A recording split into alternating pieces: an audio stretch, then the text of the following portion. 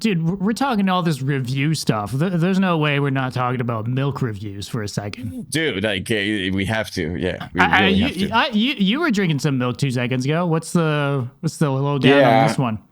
Give us an impromptu milk review. Would love if you would be like, it's horrible. Like this one is terrible. I hate it. It's horrible.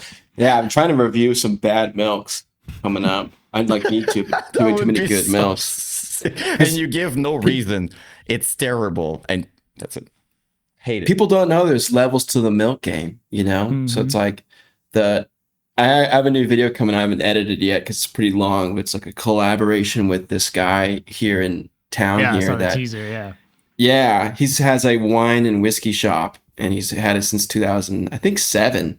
And he's like a big wine and whiskey guy. You know, he's like obviously the plug for like this area, but I know he's like also connected to places around the West Coast. You know, the whiskey and wine has that thing where there's like you can go deep with it, and he kind of is deep with it and has a store and whatnot, and does fun things. He's a really funny guy. He's actually one of my good friend's older brother, so I know him pretty well, and he makes fun content. And when I was doing the milk reviews, he was like, "These are great," and I was like, "We should make a video doing something." And he was like, "Yeah."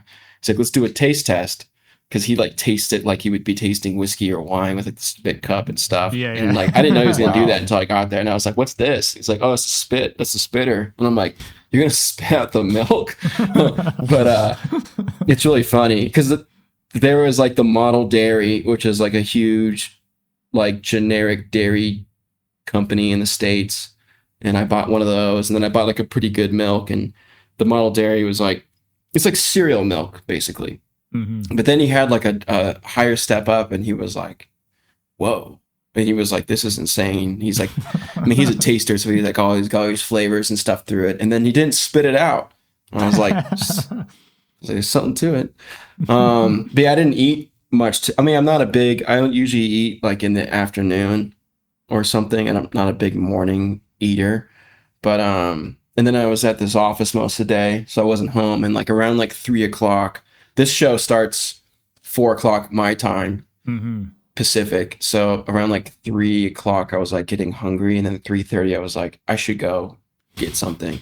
But I didn't just want to like go get random stuff. So I went to the grocery store and I bought some stuff. I mean, I just bought a bunch of crap, but I got the one I was drinking here is Clover, half and half. Okay. Yeah, Clover, pasture raised, half and half. And, you know, you put half and half in your coffee, but really what it is just milk and then cream.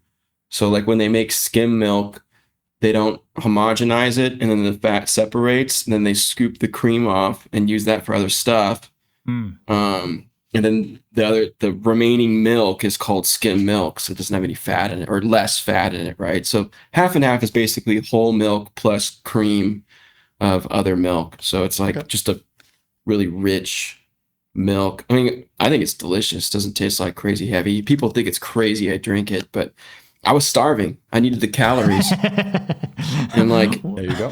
There's 16 servings in here.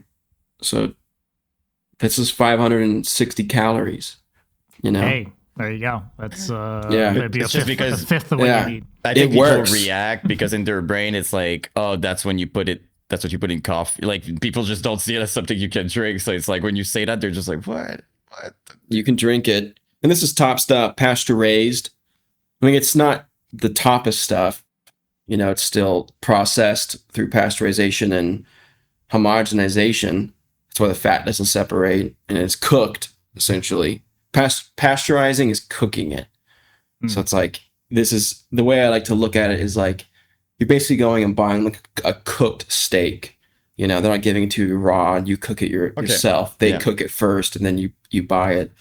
Most of the milk, especially in Nevada, is all pasteurized. But then I also bought this because I didn't know how hungry I was, which was a whole milk kefir. And kefir is basically fermented milk. So you take milk, they have like these little, like you'd ferment anything. They're like these little, I think they have a name with kefir, but those like these little living things, right? Yeah, probiotics and everything, right? And then it super exactly healthy. like same way you'd make anything else that was kind of fermented. You'd have to have some kind of agent that like kicks it off, you know, yeast and sugar for beer, and kombucha probably has their own little thing. Very good for the gut health and microbiome too. Like I'm obsessed with that stuff, and like when you have probiotic and stuff, like people really underestimate how freaking good it is to, because there's bad bacteria. I'm sure you know, but there's bad bacteria, there's good, and you need a balance in your gut microbiome. So it's oh yeah, the second you said it's really healthy, like super healthy actually.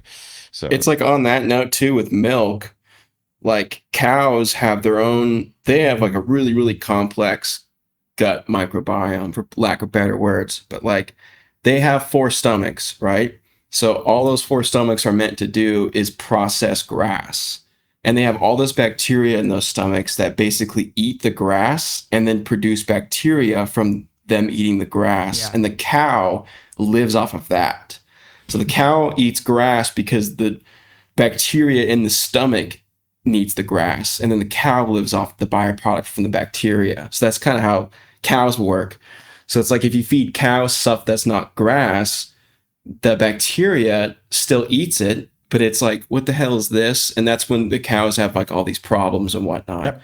So like when I drink milk, I'm always going for like cows that are eating grass. Because that's sense, though. What they're supposed to be doing. Yeah. That's also, it's going to be the healthiest milk. That, like grass-fed cow milk? Like, is that a thing? Yeah.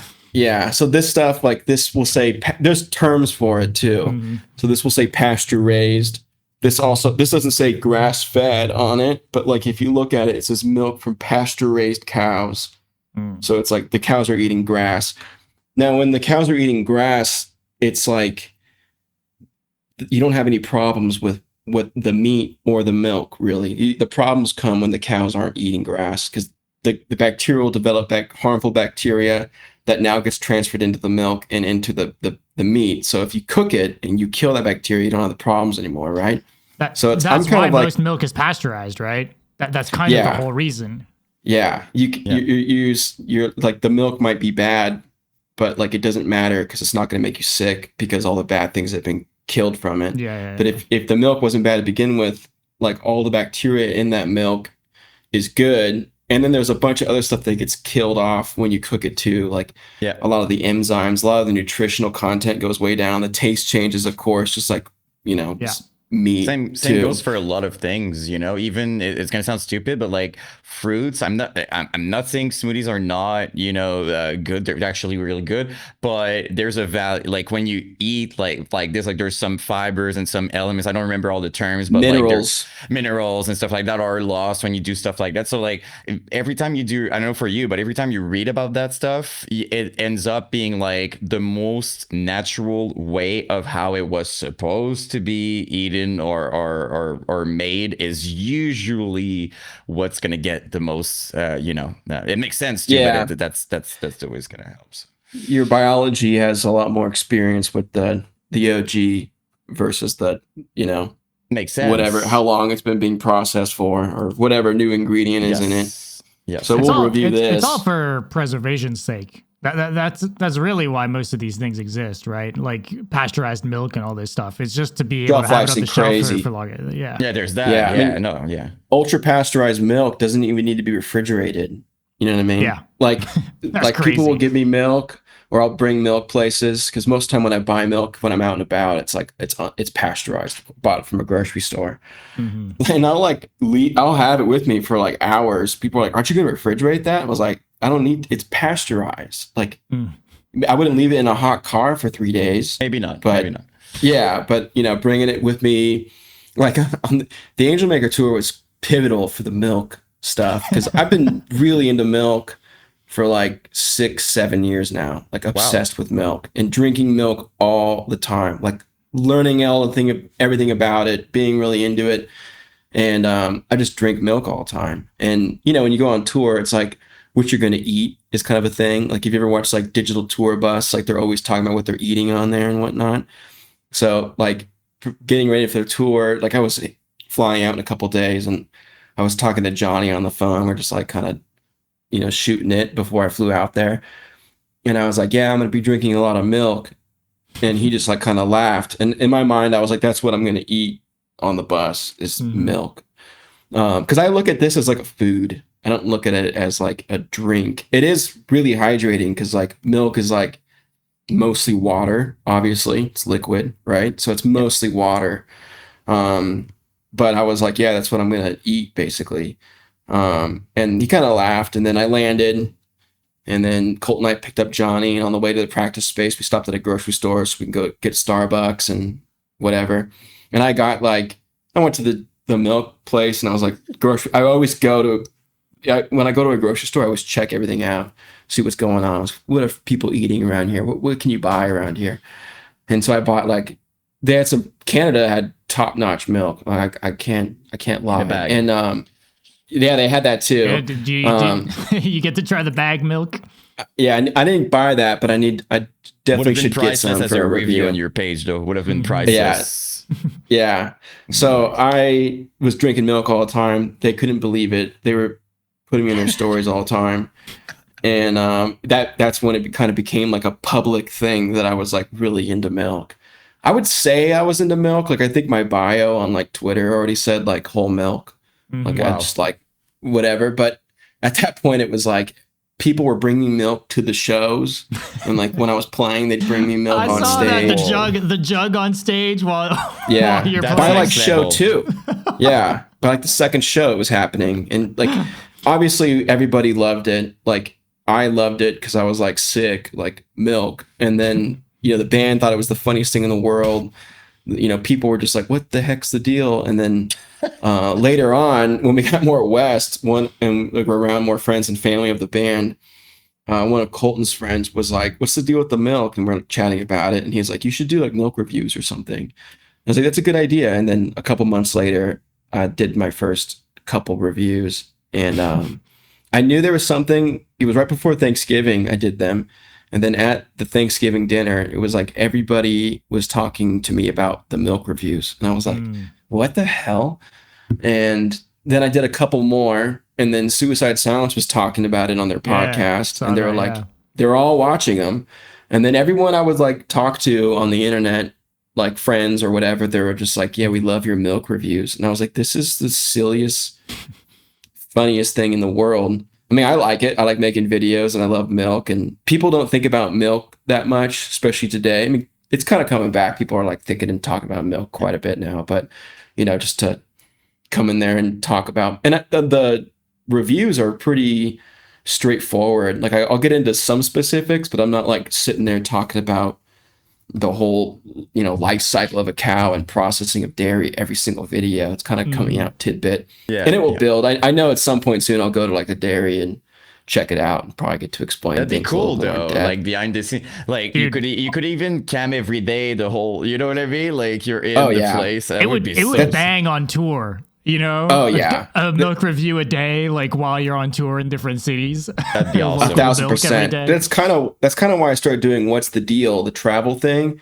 is because not only is it funny and I could like make a video about stuff, right? But I'm kind of like building the skill set to being able to like go into places and doing something that's a little more complicated, where I'm like walking around, getting things explained to me, filming things and whatnot, and harnessing the skills of like how to like expand upon something like a milk review. If you go to somewhere or like, on tour, let's say like I'm doing milk reviews and What's the Deals. You could go to, Chicago, and you could be like, what's the deal with Chicago? You could spend like a few hours exploring a little pocket of Chicago. And then you could go and do a milk review of some Chicago milk or whatever. And then you could go do the show. So you can like do all these little things, and they all can kind of like synergistically build into each other skill set wise, So there's always this public thing of like, this is funny, but behind the scenes, I'm always like refining some kind of skill or something. You can use cross use into other things, or getting better at something that'll be useful down the line or whatever. Exactly. So let's check out this milk. Green Valley, lactose free. Kefir naturally doesn't really have lactose in it, kind of burns it out. So people who use lactose intolerance isn't a good example of why you could enjoy the nutritional and delicious benefits of milk.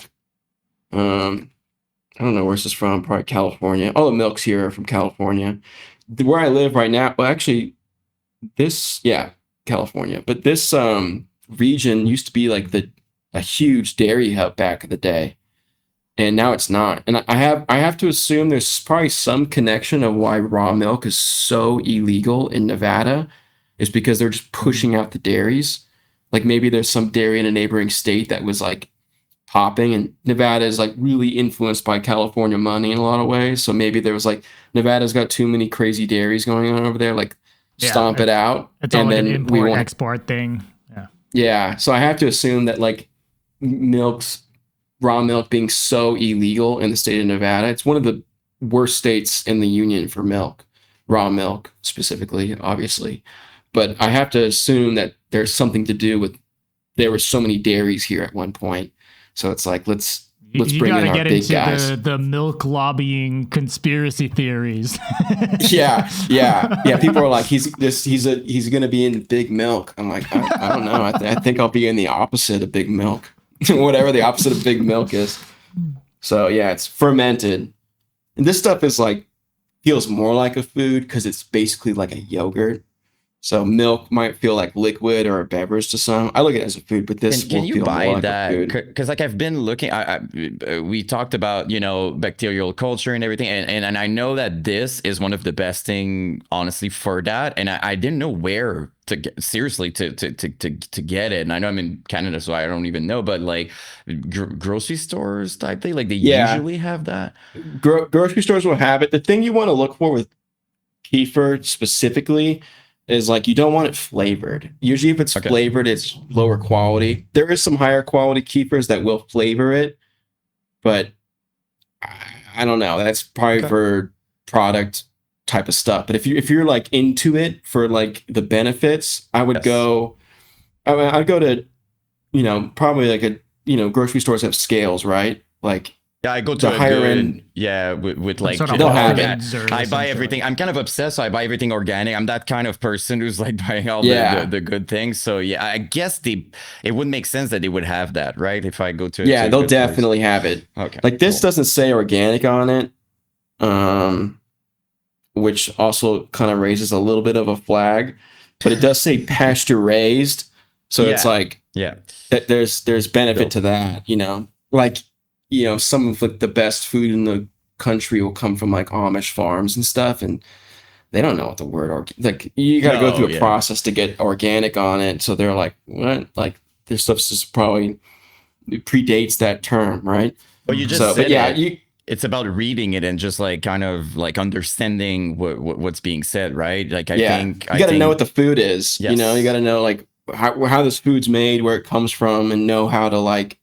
If they're doing it right in the sense of like they're really taking the pride in like doing milk in the best way, they're gonna talk about it somewhere, So like you wouldn't see a pasture raised milk in the States or like Canada, like at grocery store type markets. If it was pasture raised, they're gonna advertise it, For sure. So it's I doubt you would see something that didn't say pasture raised, and like I would just assume there's like no way. I would be shocked if it came from like those types of animals, right? Yeah. But you just go to the grocery store, go to the milks or the milks, yogurts, and I would just get the highest quality one you could find, which would be organic and grass fed and unsweetened. That kind of trifecta. Yep. And there might be a selection, and you could try different ones and find which one you like. Yep. But it's gonna be good. I don't really like. It tastes good to me, but I'm not like swishing it in my mouth. Like, look, But this stuff makes me feel so good. Yeah. I feel like it. Like if I get the best stuff and I drink a bunch of it, it literally like raises my like happiness levels. It's so crazy. No, but like it's got to do something with the gut.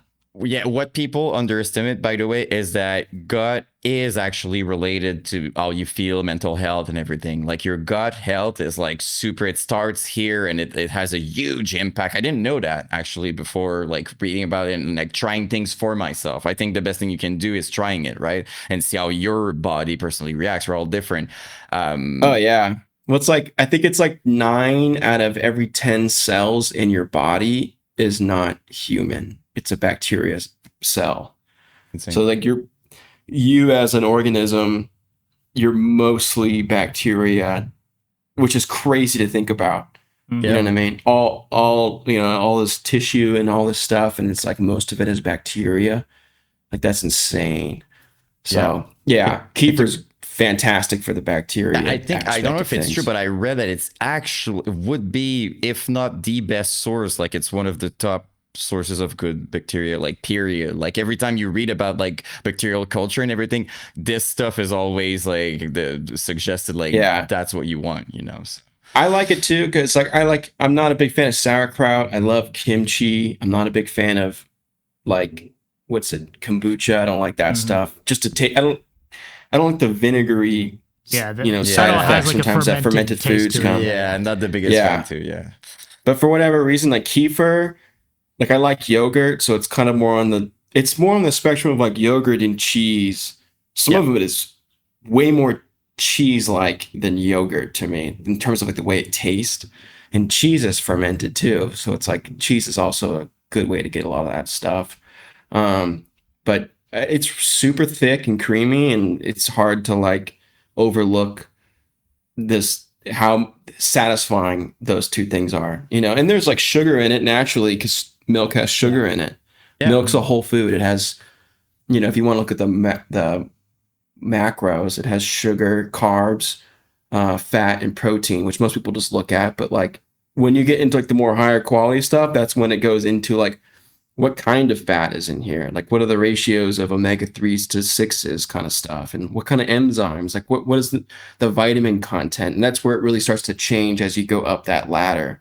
So like the lowest quality milk is still going to be technically a whole food with like the macros, but it's not, in my opinion, it's not like nearly the same food caliber as like the higher end stuff that has like so much more stuff in abundant forms and better ratios than the bottom of the barrel. In natural ways too, right? So that's the more natural you get, the better it's going to be, you know.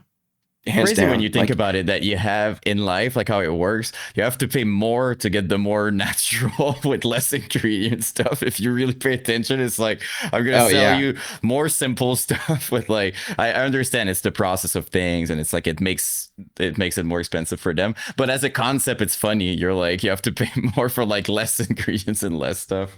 So I mean, I get how that developed, you know, like if everyone is living off of this way and then you have like disasters or droughts, people will die. They'll starve or whatever, right? Yes. So it's like you're kind of like fixing that. You're fixing like how to feed more people for less money type of things. But it's like once you can get through that, it kind of needs to resort back to like food in like the best states, which is that natural state. But then, you know, getting into like animals specifically will definitely send you down that rabbit hole of like questioning, like why isn't this easier to do? It'll take you down a big rabbit hole of questioning food and why. And I don't know if it happened to you as well, but then you go in a grocery store and you start just reading and you're like, can you tell me why there's 35 ingredients in that? That like that doesn't make any sense. Like it's just like something super simple. And it's like, I mean, that stuff bit me big time when I was growing up in my early 20s and like living on my own and trying to like eat good.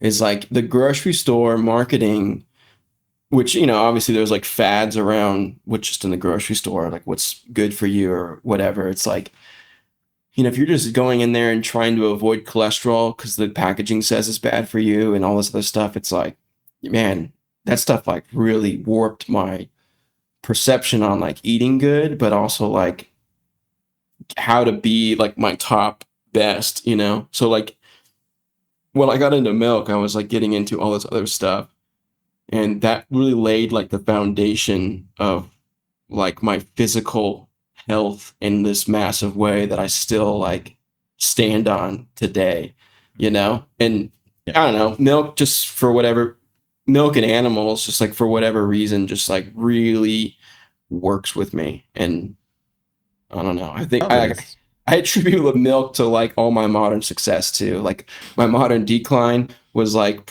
health related big time. It was like just not eating the right foods and not eating enough. And it's like I have to like eat a certain way all the time, or I just start to like during the holidays too. It's like there's so much stuff going on. There's so many people around, and like everyone's eating whatever.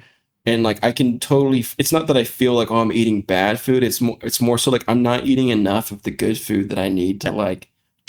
So like now the holidays are over, I'm just like I need to, just you can call it dieting, but I look at dieting as like another word for just lifestyle, So it's like I need to like eat a certain way because I just know I can't function. It's not about the amount. It's not like eating less or because that's usually what a diet will be like kind of attributed to most of the time, right? But that's not what it's about. It's like my thing right now, I make dishes, the same dish for like 3-4 months, and it's all I'll eat every time I eat for like 3-4 months. I'll get over it. I it's not that I get over it. It's more so like the season will change, and then I just like naturally want to eat a different balance of foods. But like right now, my thing is fried rice, and I'll like make rice, and there's tons of different rice you can get out there. Change the rice is I don't know much about it, but there's so many different kinds and stuff. So I'll make rice. I'll use like the highest end butter I can find, the highest end beef I can find, and then the highest end like carrots and onions I can find. And I'll throw like a whole stick, like a fat thing of butter in there as I'm cooking it. So this thing is like loaded with butter basically. But the butter is like the highest end butter I could ever find. So I look at that as like a key part of the nourishment that the dish provides is like the butter, which is so funny to think about. But like, fried rice in that way. And the soy sauce I'll use is like a coconut aminos, just because like, I don't know too much about that either, but it has like the same effect. But I'm going to be eating this every day for like months. So I want to like limit the things that I don't really want a bunch of. And I want to maximize the stuff that I really want in me. So like, I look at this fried rice I make as like, it's just like health food heaven for the winter for me, Maybe it'll bulk up a little bit with all the rice, and I'm pretty sure it happens to you as well, but like your vision of treating yourself over time changes. Like when you're younger, it's like you treat yourself with like fast food you're ordering or whatever, but now the way to treat yourself is to eat like the best food possible for you and to fuel type thing. I don't know if it's what your experience. You can make anything a treat if the ingredients are top notch, like ice cream. Ice cream like 100 years ago is not the same ice cream today. Like it was all the cows then were probably grass fed and whatever, and all the eggs were probably top notch. So it's like, ice cream, milk, eggs, and sugar. It's like arguably if you have like the highest end ingredients of all those, it's pretty dang good for you. I would, you could live off that and be like, so it's like, I don't know. It all kind of comes down to the ingredients more so. And then it needs to apply to your lifestyle, what you're doing. And it needs to apply to, in my opinion, the season. I think the summer, I eat tons of fruit. I eat like a lot less heaviness in terms of like usually carbs. Like I won't eat like a ton of rice in the summer or pasta. But as soon as like it gets cold, I'm like pasta and rice. Just I don't know what it is. It's just like a fattening it for the winter or whatever. But it's like I lift weights too, and like I kind of take a lot of rest in between lifts. Like I'm trying to grow my legs a bit right now, and I'll lift like once a week, minute or maximum almost. Like if I go 9 days before my last lift, I don't really care. But I wouldn't lift like 3 days or even 2 days after, just because I can feel it in my legs, and I'm like, I want to utilize my central nervous system just to fix this. I don't want to put more strain on it or whatever. Because it's like, you work out, you go down, your central nervous system is like responsible for repairing it. And if you let it repair more, it'll grow more. So it's like I try to like kind of do this versus like always just doing this kind of thing where you're always never recovered and your central nervous system is always compromised.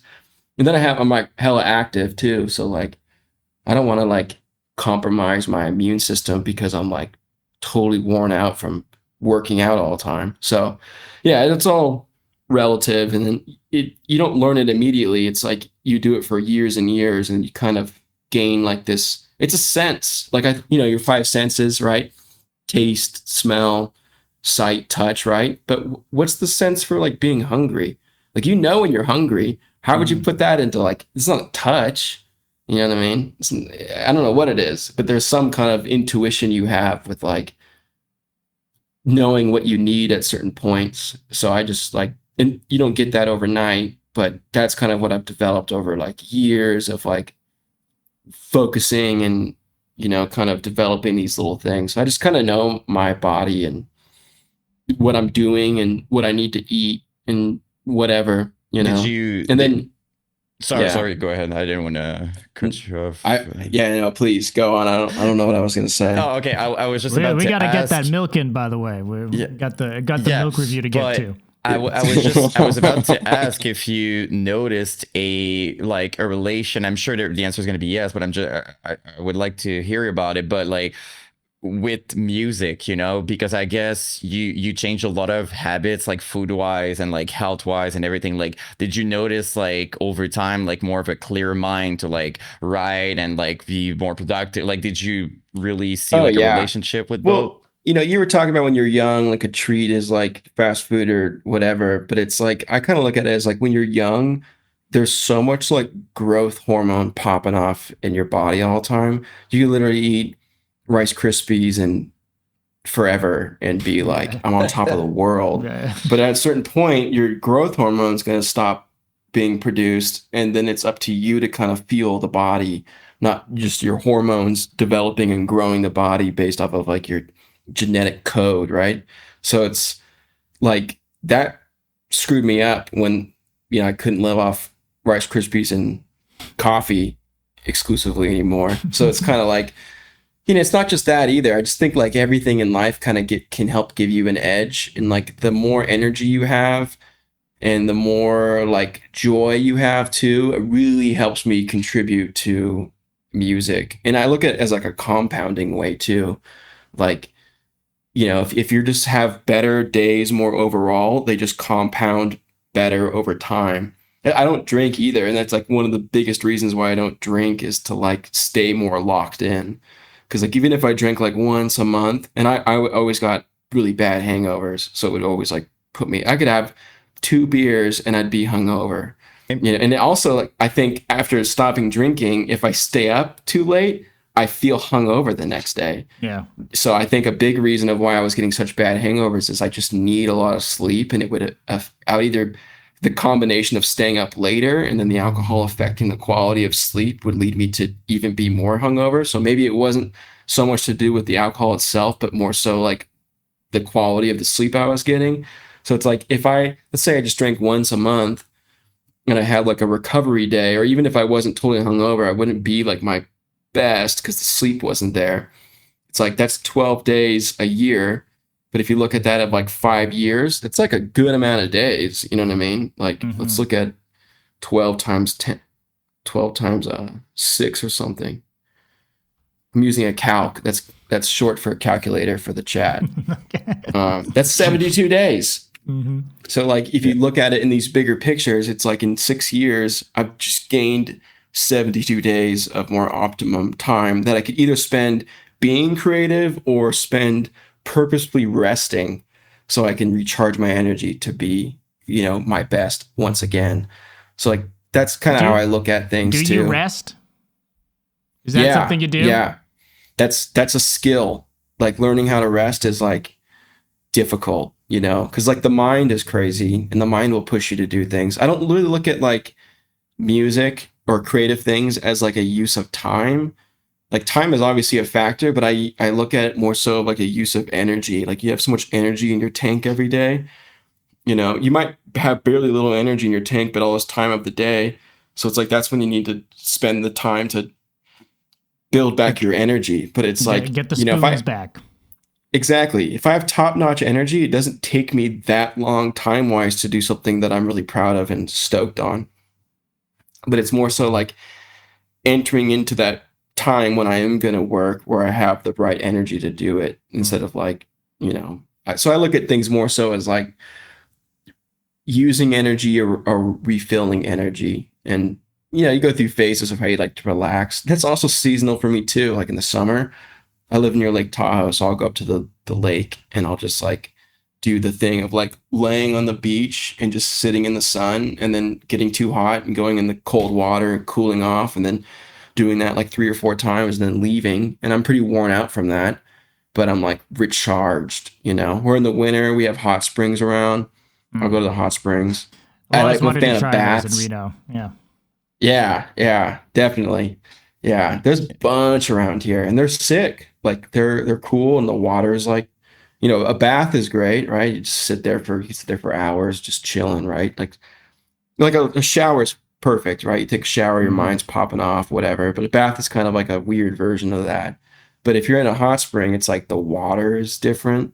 And I just feel like that's like It's the hot cold too, right? Like during the winter, especially. Like a lot of benefits. Yeah. Look, and it makes sense because like to go back also to like the earlier conversation, you know, we were talking about positivity, negativity. I feel like the second you start, you know, treating your body as a temple, eating well, doing all those things, being positive and stuff like, and you get in this creative space and like you see everything differently as well. Like a stupid example, but like if you have to do the dishes and your mind is just like, oh my God, that sucks, I don't want to do it, versus, oh, let's put a podcast at the same time, it's going to be cool, I'm taking care of my things. Like it's two different moments entirely, and one of them is going to be horrible and the other one's going to be just cool little moments. Like stupid example. I'm just saying the mind is really powerful to your outlook on everything you do, basically. So that I feel like treating your body, it starts with like, you know, taking care of yourself basically leads to all those things is what I've noticed personally. 1000%. And I like to look at it as like edges. Like the more edges you can kind of develop, the more they all kind of feed into something that will help you do stuff, you know. I don't know if it'll help you do your dishes, maybe, probably. But I feel you, like sometimes like I'm like, I gotta clean my room, or you know, I haven't spent any time organizing anything and everything's in disarray because I've just been going. And I'm like lacking the motivation. I was like, put the right song on and it'll just get done immediately. You know, I'm like, I was listening to the wrong music. I needed that Cacao Forest 10-hour YouTube video to get it done. So as long as you get the thing done before the end of the track, you know? Yeah. Yeah. All right, let's try this kefir. Let's do Sorry, it. I took a whiff, but smells like super pungent, like really funky. Sometimes it's like hard to review this stuff. That's usually why I smell it in the bottle and then I pour it in a glass, because like sometimes you just smell the plastic, you know. Definitely. And sometimes like the grocery stores, like with plastic being what it is, it's like sometimes the plastic will just smell like how the grocery store smells. It's smells so like weird. dust or, Yes. Yeah. So true. Yeah. Like this smells like, you know, whatever. I mean, I could say stores here, but there's something to the everywhere. iconic pour you do as well, and kind of raising it real high above the glass. Yeah, so we're gonna miss that opportunity here, but let's give it a try. I love this. Well, it's definitely warm, but yeah, you it's said not very that didn't chilled. matter. No, it has like the consistency is all I can think about with it. I mean, it has like a really light funk to it, not really strong, but like the texture of it is like gritty in like a very micro way. Like it's not gritty in like as all these particles, but just kind of like the way it like dissolves in the mouth is like, I don't know. I'm not like really into it, but like, do you think it's for what it is by the temperature though? Because you said like it's kind of warm. Maybe, but like for being what it is, like this grocery store, this is the best one they carried. Okay. You know, I was in a pinch, so I'm like, this works. You know, it's a good. You had to film me out for this. Exactly, and I needed my energy. I was feeling the dip, right? And I was like, sheesh, I need to eat something. But you know, milk is like, that's why I like milk. It's like, I'm just gonna get some good dairy products, half and half, and kefir. We're good to go. Just to really round it off.